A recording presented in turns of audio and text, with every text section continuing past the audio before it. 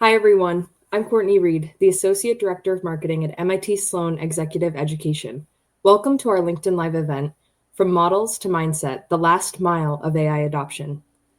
Today, we're joined by MIT Sloan Visiting Senior Lecturer Paul McDonagh-Smith, who is going to explore how organizations can move beyond technical capability to create sustainable business impact with AI. If you have a question at any time, please ask in the comments of this event. At the end, Paul will be taking some audience questions, so you'll have a chance to be featured. Without further ado, I know we have a lot of ground to cover with this topic, so I'll turn things over to you, Paul. Well, thank you, Courtney, and thank you everybody for taking the time to be with us today. It's a pleasure to have you here, and we're very much looking forward to today's discussion. Just one little kind of ask from me, I suppose, as we get started. As we go through today's session, the various insights and research-based kind of comments that we share, please, I'd ask you all to reflect upon what these comments, what these research-based insights actually mean for you and for your organizations. You know, I know we're all super busy, aren't we? But I'd kind of almost invite you, like pointer list artists, to take a couple of steps back from the mosaic of your own organizations, take a few steps back, and allow the picture, the colors, the contours of AI to come into a crisper focus. And of course, this is a super rare kind of opportunity you have for the next 45, 50 minutes to actually think about what's going on with your relationship with AI, what's going on with your application and adoption of AI with your teams as well. So let's think about this. What's in a title, okay? So the title of today's session, From Models to Mindset to Metrics, the Last Mile of AI Adoption. Well, let's decompose that in kind of in kind of time-honored generative AI type of tradition. Let's break it down. Let's kind of break this kind of higher level workflow down into its constituent parts. We're actually, if we break it down, we're going to cover three things today. We're going to cover from models to mindset to impact. So we're going to take ourselves away from thinking squarely and solely about the models to actually think about, well, how on earth are we going to activate the correct type of mindset? And what indeed does impact look like? What are the metrics of value? What are the units of measurement that we should be interested in? And that in itself will lead us into the second component of today's session, where we're going to explore last mile AI engineering. You know, that distance between the model on your screen, whether that's Gemini or ChatGPT or some other machine learning, whatever kind of AI model you're working with, the distance between the model and your application and adoption of it within your organization. And that will lead us fundamentally then into a discussion around AI adoption.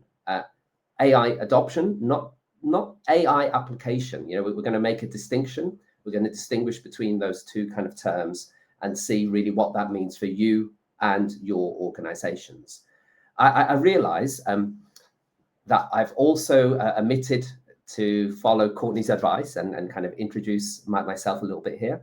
I think it's obvious from the introduction you received and the invite to today's session. I'm a senior lecturer here at the MIT Sloan School of Management in the IT group. I'm also senior advisor to NASA Goddard, where I'm assigned to the Da Vinci Plus Venus mission under the supervision of Chief Scientist Jim Garvin. So just get that out of the way. Perhaps the least important part of today's session, really the bio piece of this.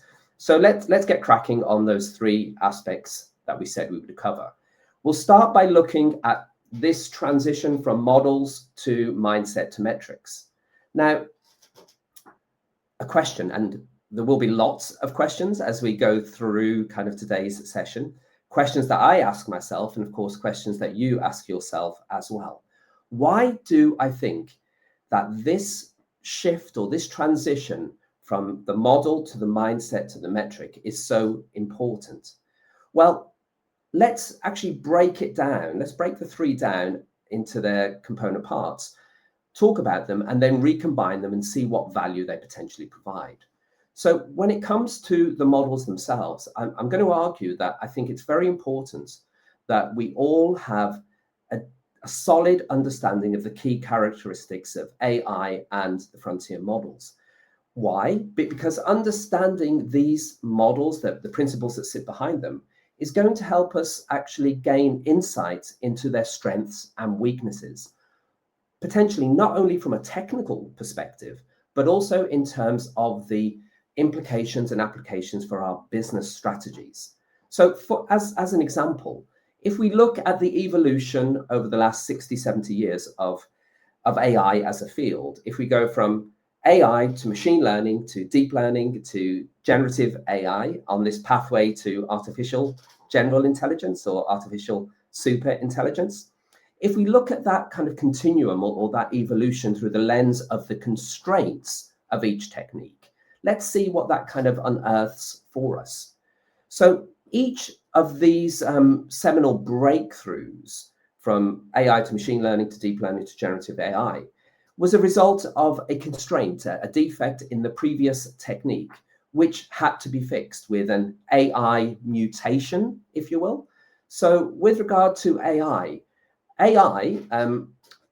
extracting rules from humans regarding how to do a particular task, explicitly codifying those rules into programs and kind of putting them onto computers. It had this constraint or this defect of the if-then rules that we've often heard about in things like Polanyi's paradox. And that led really to the introduction, or helped lead to the introduction, of machine learning, where rather than tell the computer what to do, we provided it with lots of examples of inputs and correct outputs to learn the relationship between the inputs and the outputs.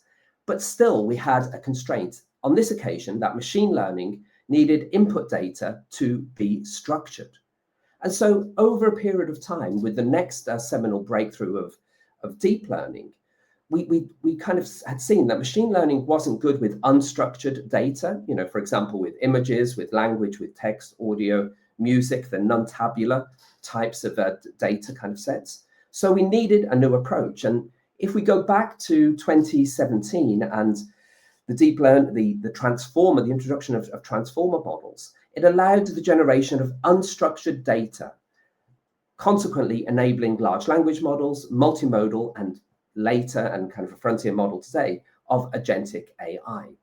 And so as we kind of continue on this continuum from AI to machine learning into deep learning onto generative AI, we see that there was a requirement for significant data and compute power in order to make and to fuel these large language models.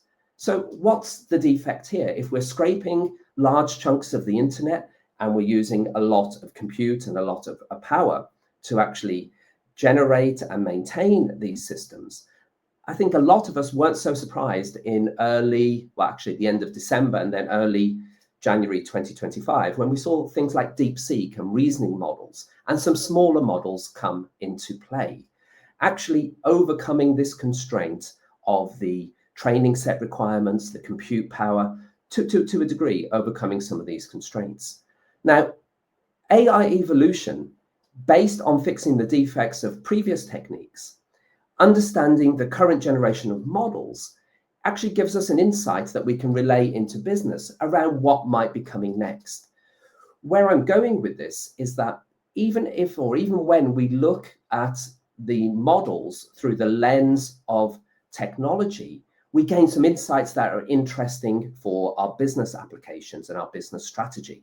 If ultimately each generation and each evolution is based on the fixing of a constraint of what came before, we should be thinking about that in terms of what's around the corner in our organizations and our businesses as well. Think about the ways in which we're applying AI today. Think about the constraints we have with AI, and start to think about the directions and the places where some of the new evolutions might be. How should we think about this? How should we act upon this as well? Well, a number of you who've been in my classes will know that I have this almost motif, or this mantra of almost spending 3-4 times a week, carving out time 3 or 4 times a week in our busy calendars to actually explore and to research our relationship with AI, to understand what's out there and really what we need. What are the problems that we're framing for and solving for in our organizations? A number of you may go to exercise 3 or 4 times a week, and you put that into your calendar. Why can't we do the same in terms of our AI learning development instruction?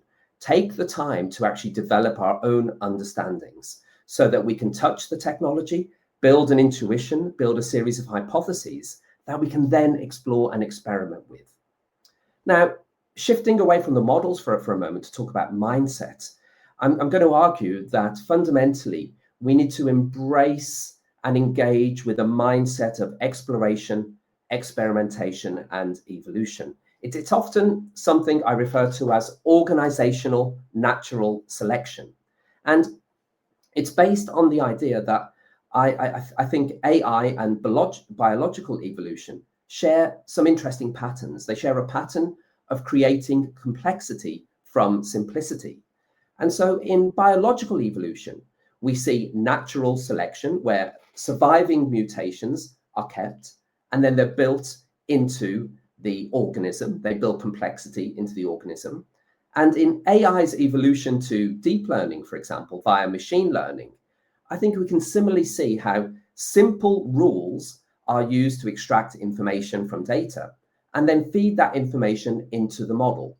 So the repeat and the replay, the constant repeating and replaying of relatively simple at times algorithms creates a complexity within the system.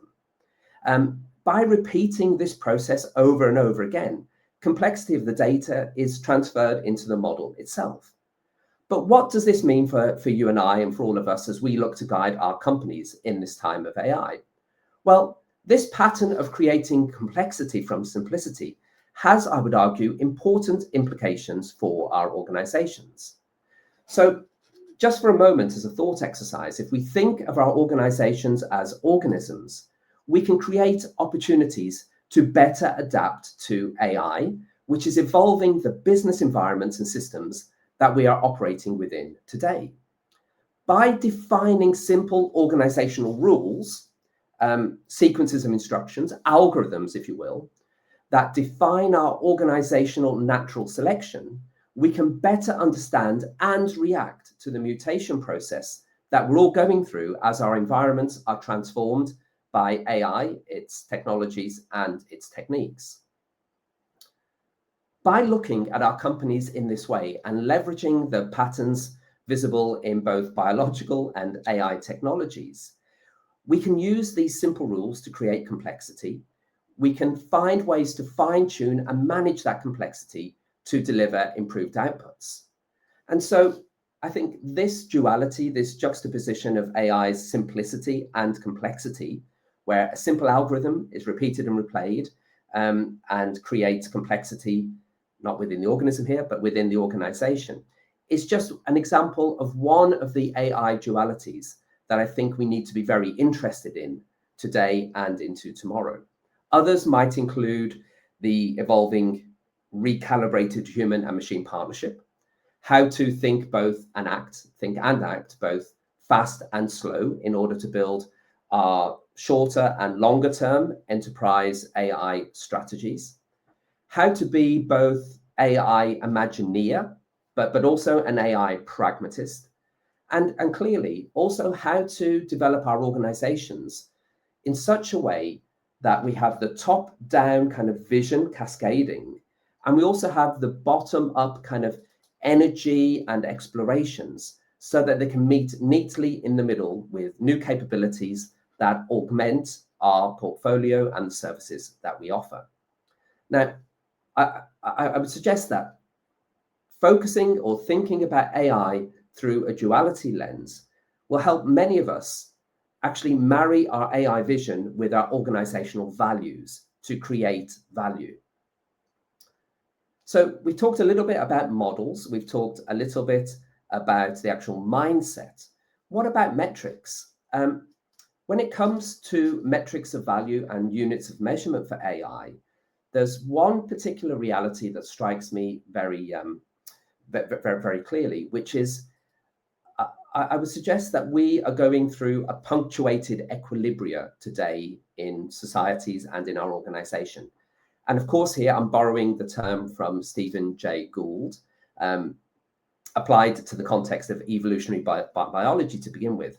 But this idea of a punctuated or an AI punctuation means that the units of measurement and metrics of value for our business impact, well, the metrics of value and the units of measurement that we've inherited or that were important over the last 1, 3, 5, 10, 15 years aren't necessarily going to be the same metrics of value that reflect and represent success moving forward.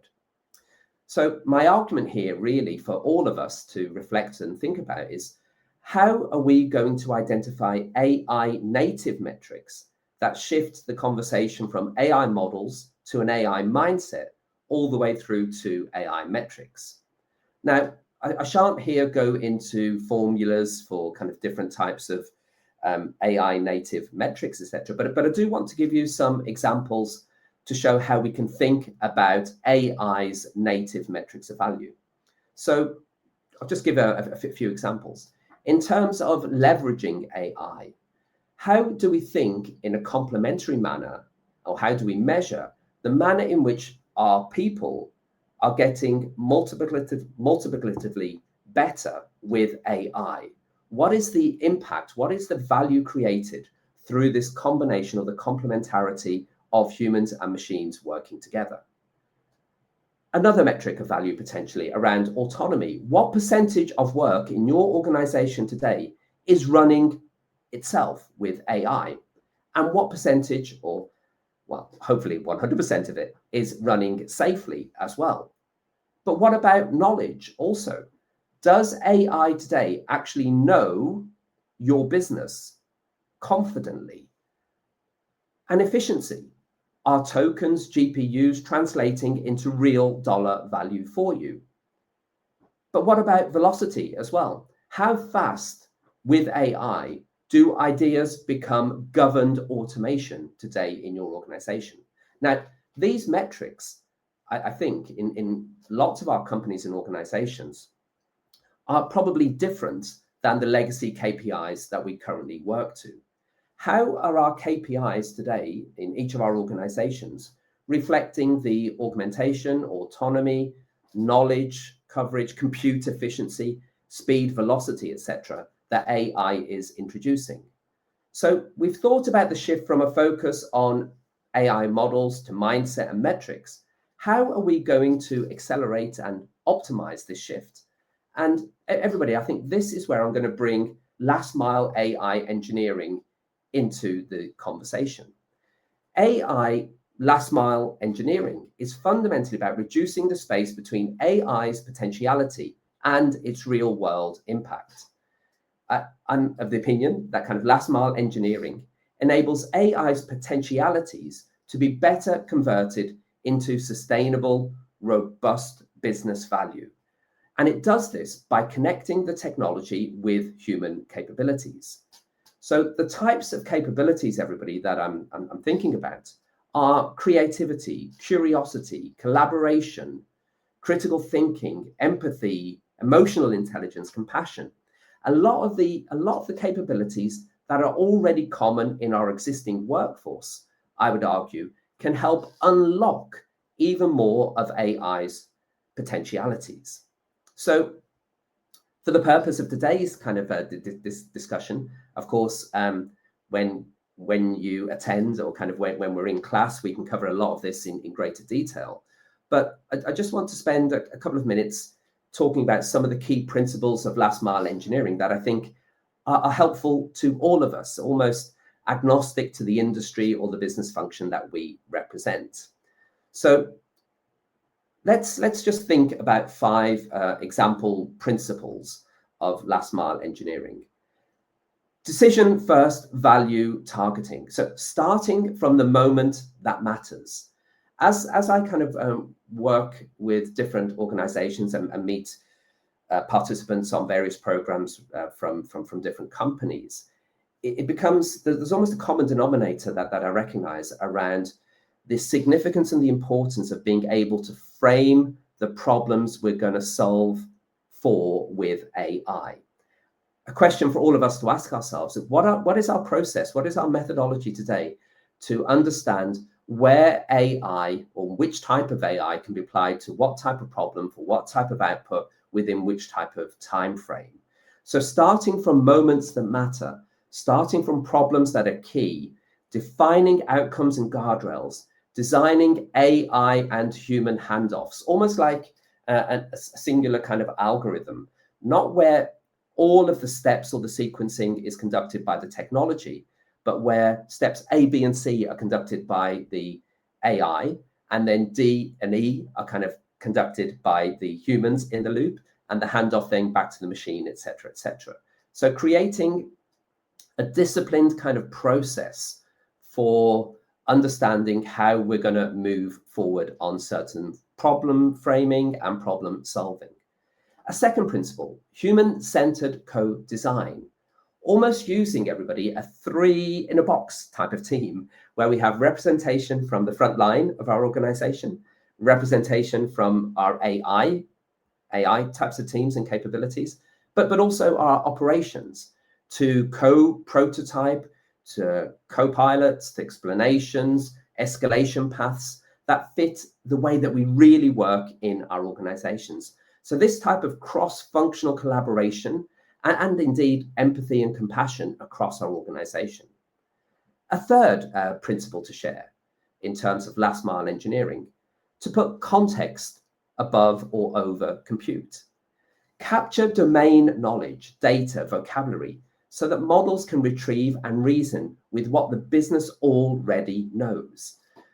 Just think about this in terms of extending our collective intelligence or the collective wisdom of your organization across our AI and machine intelligence capabilities. So driving it forward with critical thinking, but also curiosity. And going back to something I said before around a duality of thinking fast and slow, borrowing from the Danny Kahneman type of idea, ship small, learn fast, scale, deliver thin slices, instrument everything, and then understanding where we're getting traction, where we're seeing value creation and impact, actually look to engineer and scale forwards. So understanding the way in which we can move from those proof of concepts and experiments to engineer scale. And then a final kind of thought around trust by design with continuous oversight, or almost the idea, an extension of the idea of a human in the loop. Apply risk tiers to your AI implementations, having your policy as a service, policy as code, confidence routing, outcome reviews, making sure that we're doing everything we possibly can to keep our systems safe, but also evolving and improving.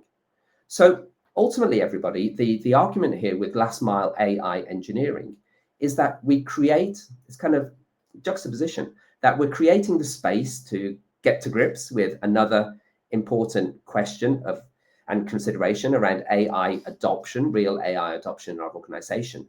But we're almost in the sense of the London Underground as well, minding the gap, minding that last mile, making sure that we're not falling between the capabilities of the AI or the machine intelligence and the capabilities of the human intelligence, but rather we're kind of bringing the two together so that they act in a complementary, combined type of manner.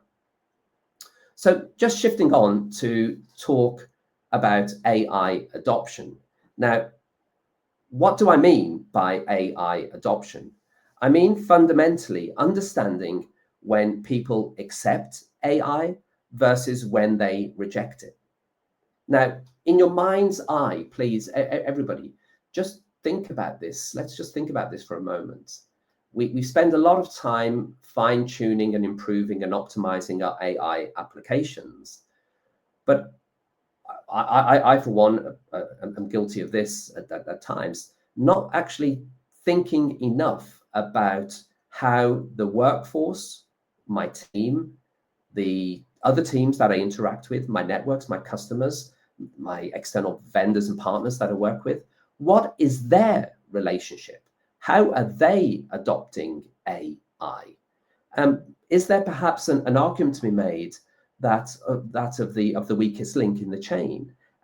If we're looking to drive AI adoption through a series of workflows and a series of activities, then I think we should be very interested in understanding the degree to which almost gravitationally our workforce and those that kind of we partner with are accepting of AI, and the degree to which they are potentially rejecting it, and understanding why this is happening. Understanding why this happens actually is probably strategically crucial for any of our businesses, for all of our business leaders, as we're steering digital transformations. And this is a conversation, I think, that's firmly rooted in the hallways and kind of the labs and offices of our organizations. It's not strictly speaking an academic debate. It's about deploying AI successfully in your organizations. Now, we know enough already about AI to understand that in the right context, it can shine brightly. But what is that correct context within your organization? All of our realities are different. They are unique. It's almost like a fingerprint, et cetera, et cetera. So what is the right context? What's the right temperature, so to speak, of AI for your organization?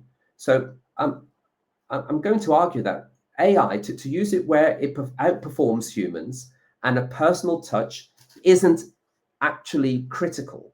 That might be one way of thinking around where your employees and customers will actually welcome and accept AI. However, if either the AI's ability is in doubt, and we hear a lot, don't we, about hallucination and errors and culpability at times. But if the AI's ability is in doubt, or the human touch is vital for that particular task activity within a workflow, we might reasonably expect some pushback. So as I've mentioned with some of these other points around the shift from models to mindset to metrics, and with last mile engineering, I'm just going to take a couple of minutes to talk about some key principles that I think can help drive AI adoption, and actually not just drive it, but actually accelerate and amplify it. So the first one is what I would term a fit to context.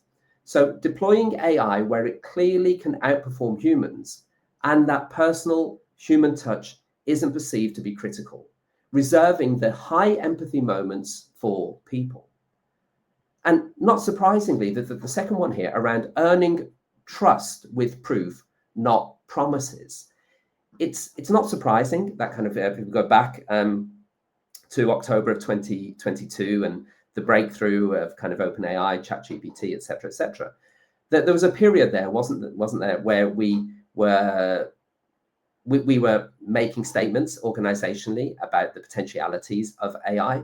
As we've piloted and we've experimented in proof of concepts, we've definitely moved, and all of you will have moved, to a point where we need to pilot with transparent metrics, show confidence, show our sources, escalate kind of low confidence cases, and really think about how do we have a rollback and potentially kind of kill switch for some of these projects that we're running. And also, when it comes to AI adoption, I've seen it to be useful and helpful to think in terms of human-centered orchestration. So thinking about almost a transition from co-pilot type of approach to an autopilot, clarifying roles and accountability between the humans and the machines, understanding kind of where the two intersect, what are the handoff points, making override, opt-outs easy, reducing the cognitive load to the humans in these workflows, rather than adding review burdens, et cetera. And also, I think something that's sometimes undervalued or under-considered perhaps, or there's a risk of this at least, is around sharing the dividend and the upskilling. So where we see visible productivity gains, maybe we should consider from an incentivization or a HR kind of type of perspective as well, what are the ways in which we can actually share the dividend, whether that's in terms of time considerations for our employees, bonuses of sorts, stipends, of redesigning roles, KPIs for almost an AI with work, and delivering targeted upskilling depending on where we see the direction of AI moving in our organizations. And governance by design in terms of adoption as well. Setting acceptance criteria up front, in terms of our AI models, our AI integrations and projects, accuracy, fairness, privacy, safety, responsibility, thinking about all of these things with the application of tiered risk policies to speed up approvals so that we don't get caught in a bottleneck where the speed of the technology outstrips the speed of our organizational decision making to a degree where we lose the potential advantage. Now, we spent some time over the last kind of 25 minutes or so breaking down and decomposing the actual title of this session. Let's go back and actually think about the three components. So we looked, didn't we, at this transitional shift from models to mindset to metrics. We spoke about last mile engineering, and most recently, we've just spoken about some aspects of AI adoption, the acceptance versus the reluctance or aversion, as my colleague Jackson Liu speaks about, of AI. So now that we've decomposed to a degree some of these into their constituent parts, let's recombine the components and consider why they're important to our organizations, what impact they can deliver, and how we should use them moving forward. So as we, almost in a sense, as I look to kind of come towards some of the initial closing comments here, the summary is pretty simple. We move from models to a mindset of exploration and evolution. We do so in a way that is measurable, identifying metrics of value, AI native metrics of value and units of measurement, which are likely to not always be same as the legacy KPIs that we're currently using in our organizations. So almost forensically looking to identify and detect where AI is providing value and impact and creating a unit of measurement or units of measurement that reflect and represent that change. Then, having measured or brought into play AI native metrics, closing the gap between the potentialities of impact and the potentialities of AI and impact. This idea that look at a skyscraper, a New York's kind of skyscraper, the potentiality of AI and generative AI residing on the 90th floor, the reality of how we're building it into our portfolios and experiences today on the 20th or 25th. What do we actually do to close this gap? And I feel, based on the conversations with individuals and organizations over the last couple of years, that last mile engineering is going to be helpful in this regard. But also making sure that we're putting adequate time into framing the problems we're going to solve for with AI. What are the decisions that actually matter most in your organizations? Favoring context over compute, shipping small and learning fast, building trust by design, and also almost choreographing adoption in your organization, creating a barometer or understanding the temperature of AI adoption as separate from AI applications, understanding the appetite. What's the gravitational pull or resistance to AI in your organization and why?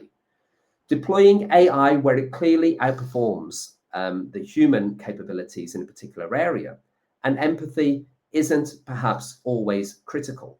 Now, when it comes to something I feel that we have to kind of reinforce here, in terms of the deployment of AI, always understanding the cost of not just deploying the AI, but the cost detection, the error detection, the error correction, and the potential cost of a miss as well are all very important things for us to be aware of. So proving value in our AI adoptions in our AI integrations with transparent metrics, sharing the productivity dividend with skills, governance, etc. And these, I think, are some of the ways in which models can help become or create mindset, and mindset can become or create measurable impact. So before we move on to a Q&A session, and I bring Courtney and the team back into this, there are three key takeaways I'd like you to act upon. Not next week, today, perhaps we can start thinking about these. Firstly, to instrument or explore AI native metrics. You know your business. You are likely all working with different flavors of AI, machine learning, deep learning, generative AI, etc. Look at your workflows and think about things like leverage, autonomy, knowledge, efficiency, velocity. Use those kind of thought experiments to decide what to scale and how to measure the impact of that scaling. Then secondly, I would invite you to think about creating an adoption playbook. Think about the types of technology, the types of AI, the types of AI techniques you're using, but also think about who the humans in these project teams, etc., are as well. What roles, what functions are represented? What's the playbook? What's the algorithm? The sequence of instructions of how the patterns of success or failure in an AI project, but failure we can learn from. What does that actually look like in terms of a blueprint or a playbook? And then thirdly, as I mentioned earlier, just want to double down on this one, around carving out time in our busy schedules, your busy schedules, to reflect and research what AI you need to move forward and begin solving for the problems in your company. And perhaps even more than that, what are the ways in which you can research and identify the types of questions, the types of problems that you can realistically use AI for today within a time frame that is acceptable to your stakeholders and your businesses as well. So the three kind of chapters, the three courses of today's kind of brief discussion around the transition from models to mindset to metrics, around the concept of last mile AI engineering, and a reflection upon what's really happening with AI adoption in my organization. These are all topics that we explore in the different programs that I'm kind of working on, that I have the privilege and honor to work on with my colleagues here at MIT Sloan and across the Institute as well. So we're able to go into greater depth in these programs, whether it be the AI Essentials program that we're kind of a shameless plug, a new program that we're delivering for the first time in December, or programs like leading the AI organization, our generative AI business sprint, our frontiers of generative AI in business, our AI Academy. You know, we have a series of offerings that allow different aspects and different dimensions of AI to be brought together, so that you almost create, for want of a better kind of metaphor, almost a periodic table where you can take the various elements of AI and create the compounds and the molecular structures that you need to reflect and kind of move forward your reality in your organizations. And just before I invite kind of Courtney back in and we can kind of get into a Q&A, I just really want to stress the importance, I believe, of acting as digital presentists in regard to AI. You know, it's true, of course, that AI is moving at a tremendous pace. How do we keep up?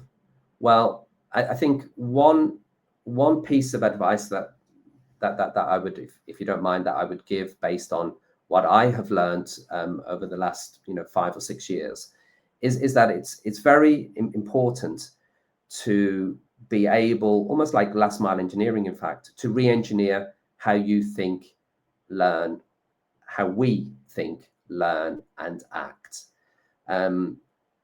Probably for most of us, we interact with AI, well, very few of us, I think, don't interact with AI on a daily basis. And so I think it's important to realize and to engineer our work processes and our own activities to look to take advantage of the capabilities of AI. But we can only do that, everybody, if we are committed to exploring and engaging, to actually touching the technology, to creating a bridge between the atoms and molecules of our physical world and the bits and bytes of the AI types of reality. But not just build the bridge, we kind of have to cross it, don't we, as well? We have to cross it and kind of visit some new places and new spaces, have new experiences. And that includes kind of letting go of some of the things that might quite easily have made us successful in the past, okay? So reinventing, disrupting ourselves, touching the technology and building an intuition based on our existing experience and expertise around how this might be impactful for the challenges and the problems we want to work upon in our organizations. So with that, I hope there was something in the last kind of 30, 35, 40 minutes that is useful and thought-provoking to you. At the very least, you've had the time to actually take a step back and think about your relationship with AI. And I can see Courtney has joined us. So Courtney, welcome back. Lovely to see you. Thanks, Paul. That was amazing. And I was furiously writing down your takeaways. And I think a kind of a hack for someone who really wants to accelerate acting on those takeaways is to sign up for that AI Essentials 2-day course. That'll be happening on campus in December because, it's going to have bot building, prompt engineering, agentic AI and agent creation will be touched on. But at the center of the experience of that course is building that personalized AI Essentials playbook. So anyone who joins that course will be building that playbook throughout 2 days with your guidance. And personally, I procrastinate. So setting aside those 2 days is kind of a great hack in order to get that done and bring that back into your organization to drive adoption. So without further ado, we have some questions. And I've seen so many questions coming in from the chat. So hopefully we can get to most of them, if not all of them. But I just wanted to open the conversation about generative AI. So I recently saw some MIT research claiming that 95% of organizations are not seeing value from their Gen AI implementations. So can you just share some thoughts on that and that statistic? It's a little jarring. So I think we're referring to a research paper that was maybe published maybe a fortnight ago, and in fact an MIT kind of MIT Nanda group. I've read the report, and very interesting word, jarring. I think what's very important when we read, and I'm being very candid here. I'm kind of working under the assumption that there's almost like a Chatham House rules kind of thing here, that I can speak in confidence amongst friends. I think it's important to kind of pull the curtain back on these types of things. The degree to which that research, and I'm not doing anything but kind of praising its kind of rigor, etc. But it's interesting, maybe the workflows that were analyzed, etc. We have to think about the generative AI kind of maturity for the workflows that we're working within. We also have to think about as we talked about today, in fact, the metrics of value, the units of measurement. Again, I'm very, very supportive of the paper and its findings. And I think it shouldn't lead us to think about the issues or to think about the deficits of AI and generative AI, but really help inspire us to think about the ways in which we're putting generative AI to work. Can we get that right fit? Can we, we really need to be thinking like almost with any tool that we've used through history. You have to pick the right tools for the right jobs and think about the way in which we're combining the dexterity and the expertise of the user with the tool as well. So I felt from that research paper there was fantastic kind of insights and very thought-provoking. I personally didn't take away from it that generative AI will not, is not effective, but more around the challenges associated to fine-tuning and making sure that kind of we're applying the technology in the right way. Yeah, totally. So I want to jump over to Melody's question. It is super thought-provoking. So I want to jump over to Melody, who asks, you said human-centered co-design to fit the way we work. What about fit the way we should work? I wouldn't advocate for putting AI over a process that's already broken. Can you comment on that?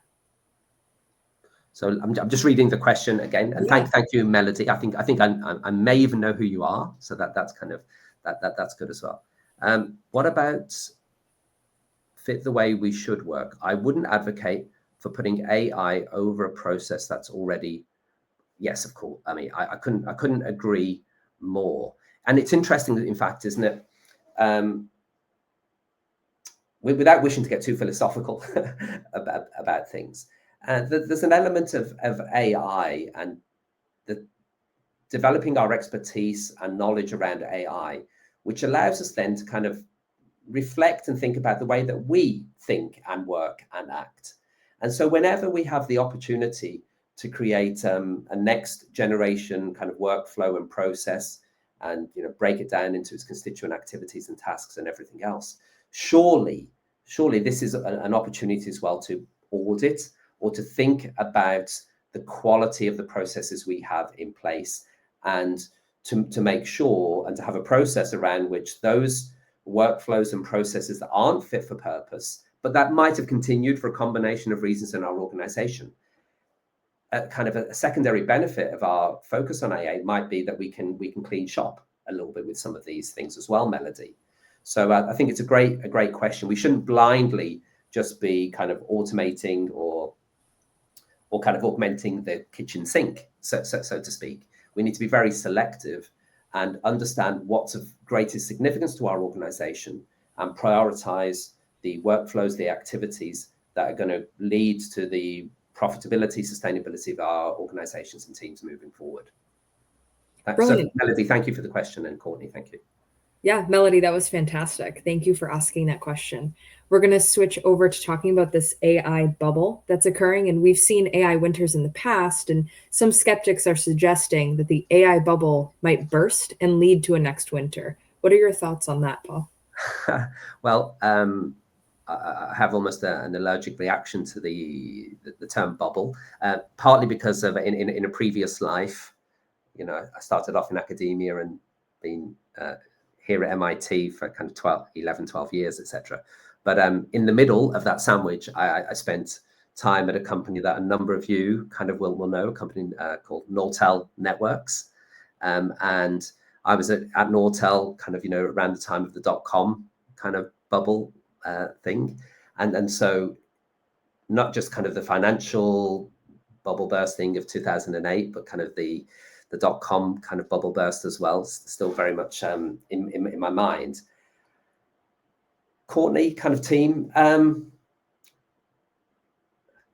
think it's important to always be cautiously optimistic. Yeah, I mean, if we learn one thing from science and the scientific method, it's around critical thinking and to be skeptical and to be rash and to look at things from a number of different perspectives.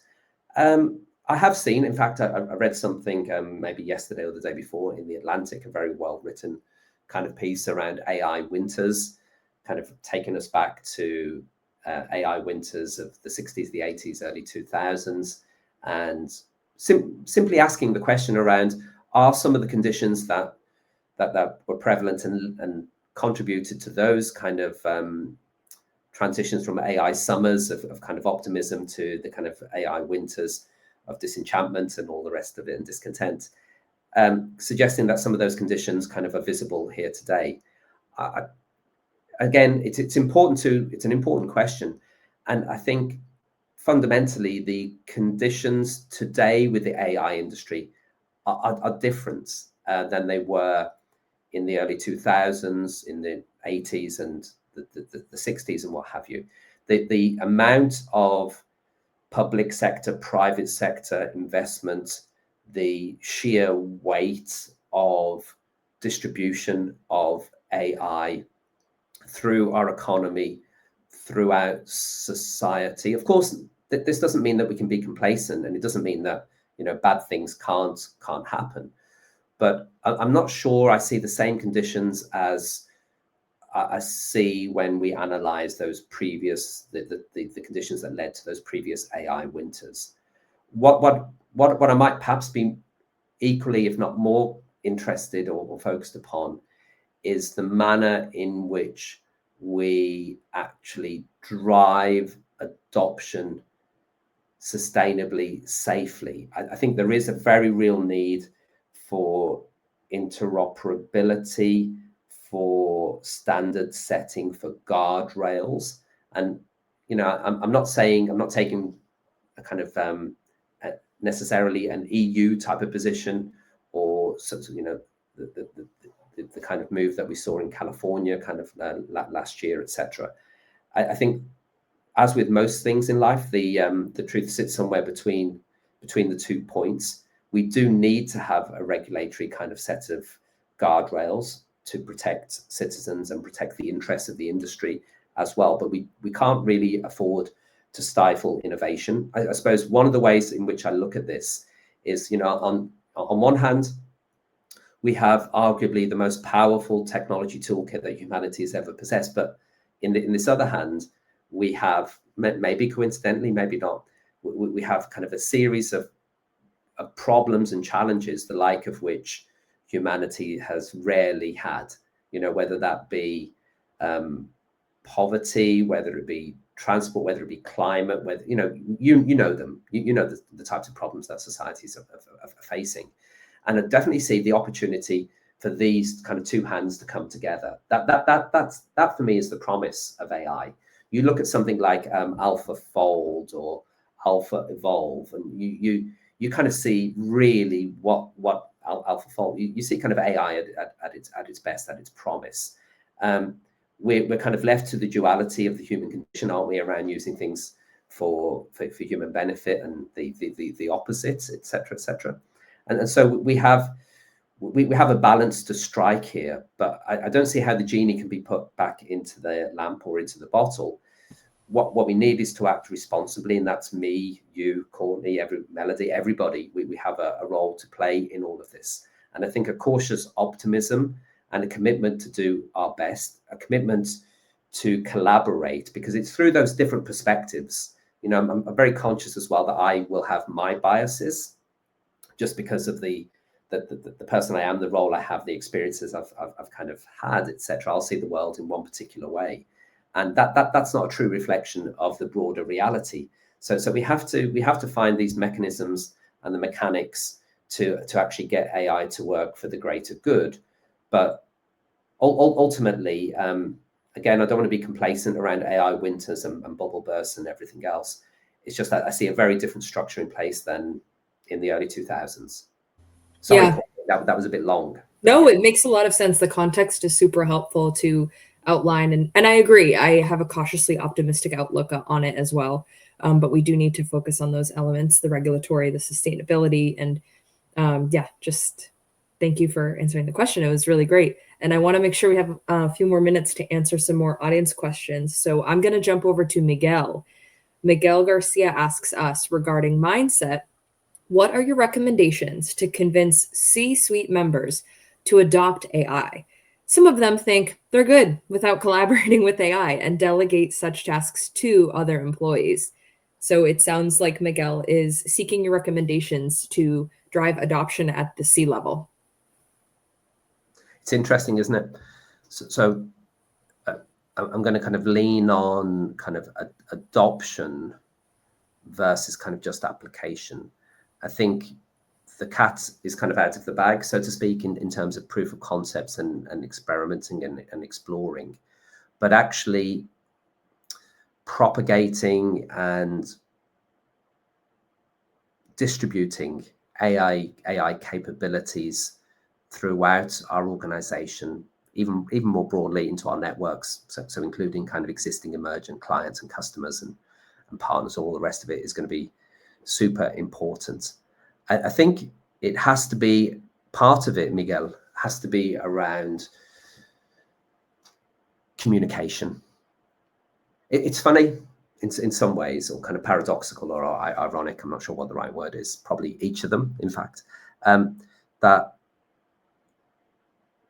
when it comes to kind of AI application, AI integration, AI adoption, oftentimes the hard part is the soft bit around the people and convincing people.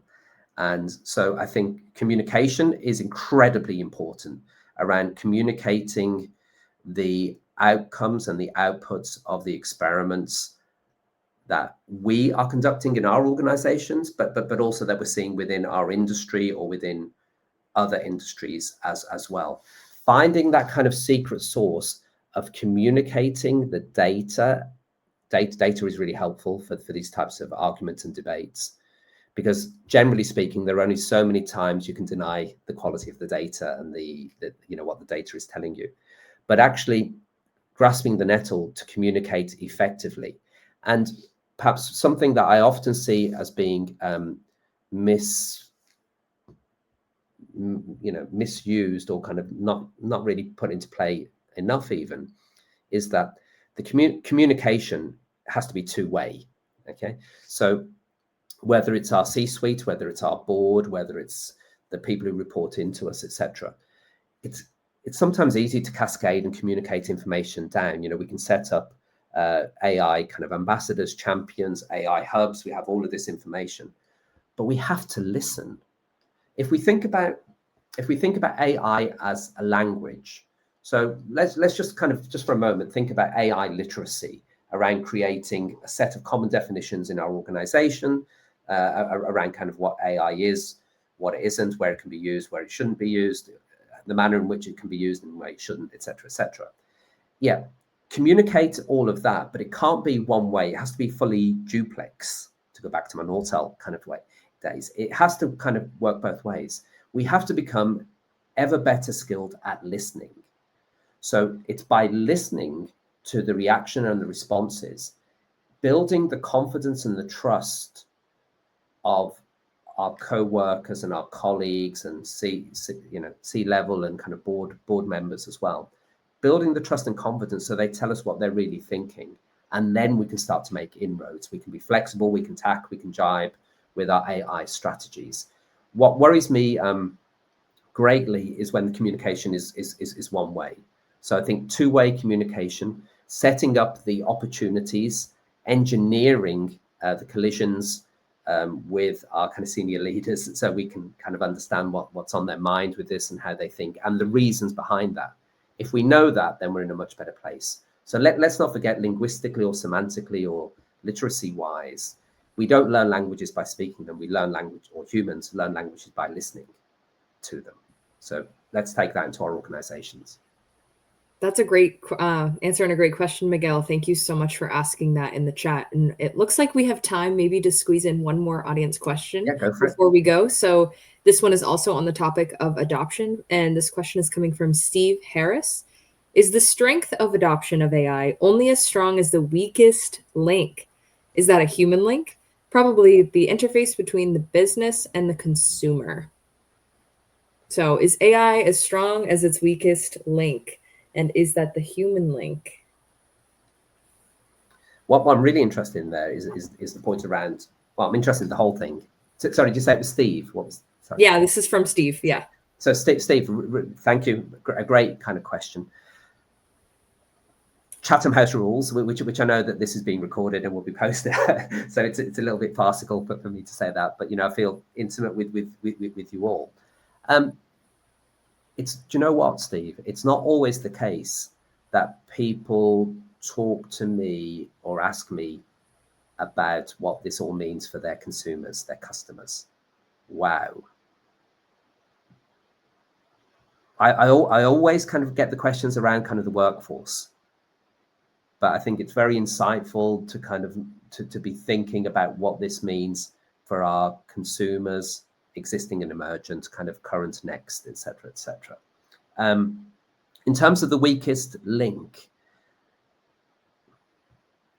if you accept, Steve and friends, team, if we accept that AI is a general purpose technology that's permeating every aspect of society and our organizations, and if we accept that kind of part of the truism or part of the reality of generative AI, etc., is that we need to decompose and break down workflows and roles into their constituent parts, analyze each of the constituent parts and determine the degree to which they might be automatable, augmentable, can be used as assistant, we can use assistants or agentically with AI. If we believe all of that kind of modularization or the breaking down, decomposition bits, then it's very important for us to think about each of our workflows and the capability of each human that intersects with the technology within that workflow. Okay, so I'm not necessarily saying that weakest link, but what I am saying is that I would be very surprised if this doesn't have a massive impact on the optimization. Now, Chatham House rules, again, you won't be surprised that kind of here at MIT Sloan, we speak with lots of organizations. I meet with lots of organizations and their representatives. Companies like yours, everybody kind of here today, are thinking, aren't they? We're all thinking about what we need to do to ensure that the collective intelligence of our organization is infused with an AI capability. Okay, I think this is one of the key things that we need to do very quickly to build this foundational, commonly held set of definitions and understanding of what AI is and isn't, what it can do, what it can't yet do, etc. And so the sooner we have that commonality and that common thread that connects our shop floors with our kind of, corner offices, with our boardrooms and all the rest of it, the better for everybody concerned. Is it an investment? Yes, of course. But what's the cost of not doing it, Steve? Yeah. So I think it's interesting, and I love the fact that you're thinking so clearly around your consumers. Let's not fall into the trap of just thinking it's about us in some kind of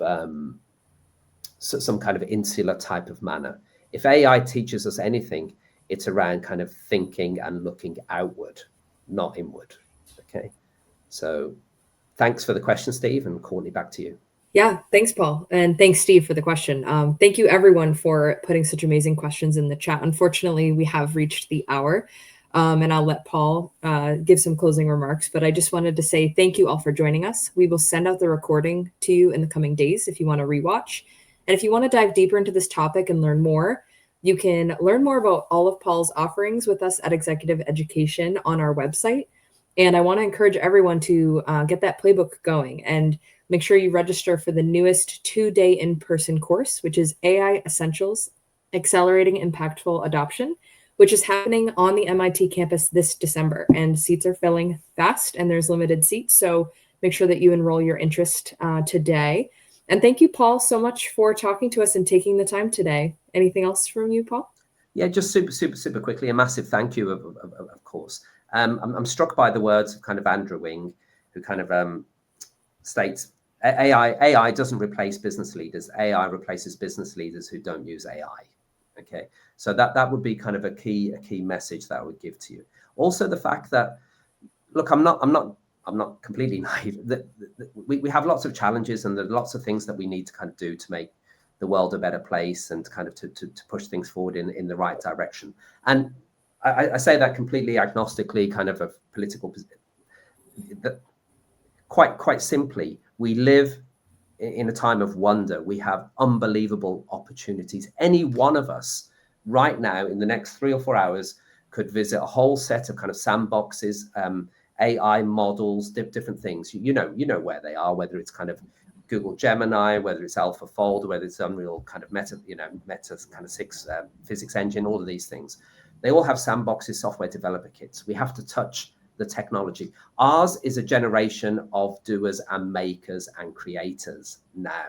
We, to borrow kind of the Apollo line, I forget which Apollo mission one of you will know, maybe 17 or something.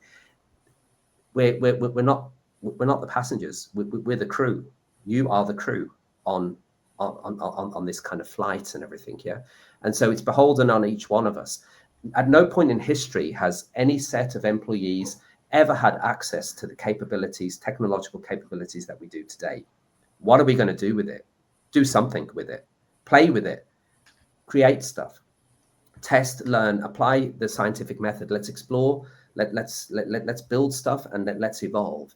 And so, of course, I wish you well. I hope, I look forward to seeing you on the various programs. I apologize for the shameless plug for the December, but it's just, we're excited about this stuff and we love working with you. So we hope we get to see you again soon. And thank you for attending today. Thank you. Thanks, everyone.